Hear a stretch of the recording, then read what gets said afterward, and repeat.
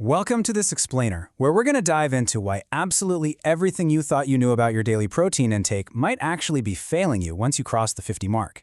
You know, you've probably heard the phrase, eat more protein your entire life. It's everywhere. But what almost nobody tells you is that the rules of the game fundamentally change as we get older. What worked for you in your 20s and 30s, it's just not going to cut it anymore.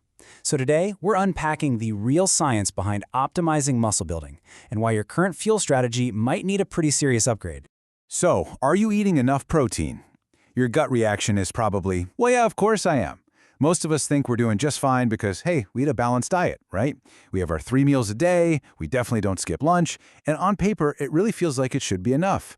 But there's this invisible biological shift happening right under the surface. You could literally be eating the exact same meals you always have, but your body is no longer processing them the same way. All right, Section 1, the hidden protein problem. Let's look at why relying on the exact same diet you had decades ago is a bit of a trap. At age 30, your body is like a highly efficient sports car. It uses protein seamlessly to maintain and build muscle, with what we could just call a normal signal.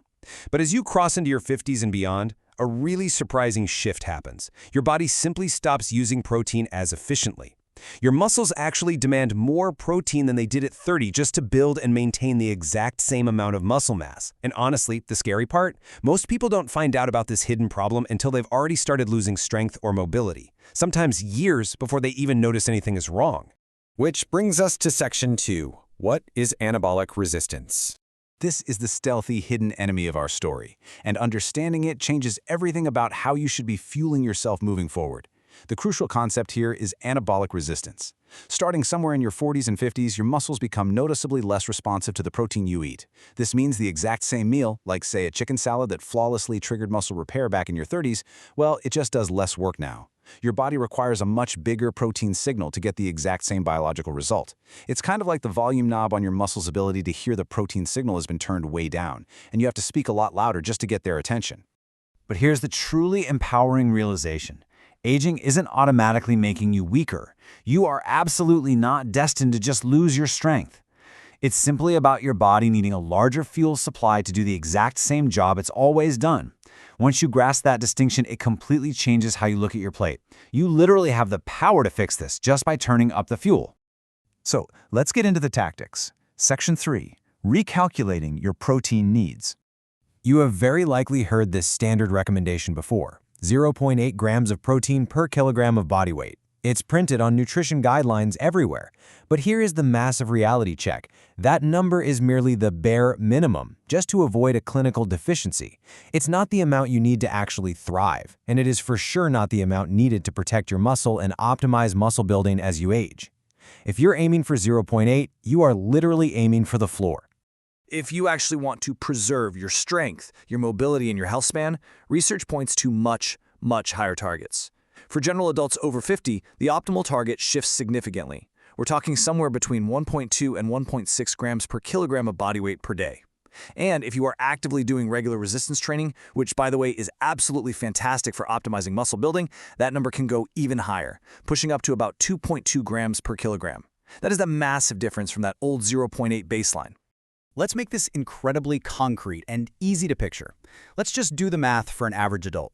If you weigh, say, 170 pounds, you should be aiming for roughly 95 to 125 grams of protein every single day. That's the threshold you need to consistently cross to overcome that anabolic resistance and send that loud, clear signal to your muscles to stay strong. But wait, there is a catch. Section 4. Why meal timing matters.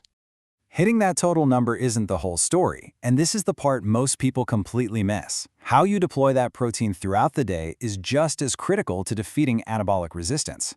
See, your body can only use so much protein at one single time to build and repair muscle. If you eat 90 grams of protein in one massive dinner, a huge chunk of that muscle-building potential is totally wasted. Instead, you've got to spread it out. Hitting 25 to 40 gram blocks of protein across 3 or 4 meals works far better. By giving your body steady, evenly spaced doses at breakfast, lunch, and dinner, you are consistently sending that growth and repair signal all day long. Okay, let's make this actionable. Section 5, simple foods for your target. You absolutely do not need to completely overhaul your diet or, start drinking raw eggs like Rocky to make this work. Just look at some of these highly efficient sources. 2 or 3 eggs in the morning? Great start. A cup of Greek yogurt packs 15 to 20 grams right off the bat. A standard serving of chicken breast or fish like salmon is going to give you roughly 25 to 30 grams in one go. Even a cup of cottage cheese hits that magic 25-gram mark. And hey, a quality protein powder is a brilliant simple backup for 20 to 30 grams when you're just short on time. Just build your meals around 1 or 2 of these high-efficiency sources each time, and I promise you, those crucial daily numbers are going to add up incredibly fast. Remember this core message. Getting your protein in after 50 isn't about eating more just for the fun of it, and it isn't just about looking good in the mirror either. It is a profound, tactical decision. It's the exact strategy you use to protect your strength, your mobility, and most importantly, your physical independence for decades to come. You are literally arming your body against the quiet decline of aging. So, I'm going to leave you with this final, provocative thought to ponder before you sit down for your very next meal. Are you just eating out of habit, going through the motions of a diet that worked for you 20 years ago? Or are you strategically signaling your body to stay strong, capable, and fiercely independent for the decades ahead? The choice, quite literally, is entirely on your plate.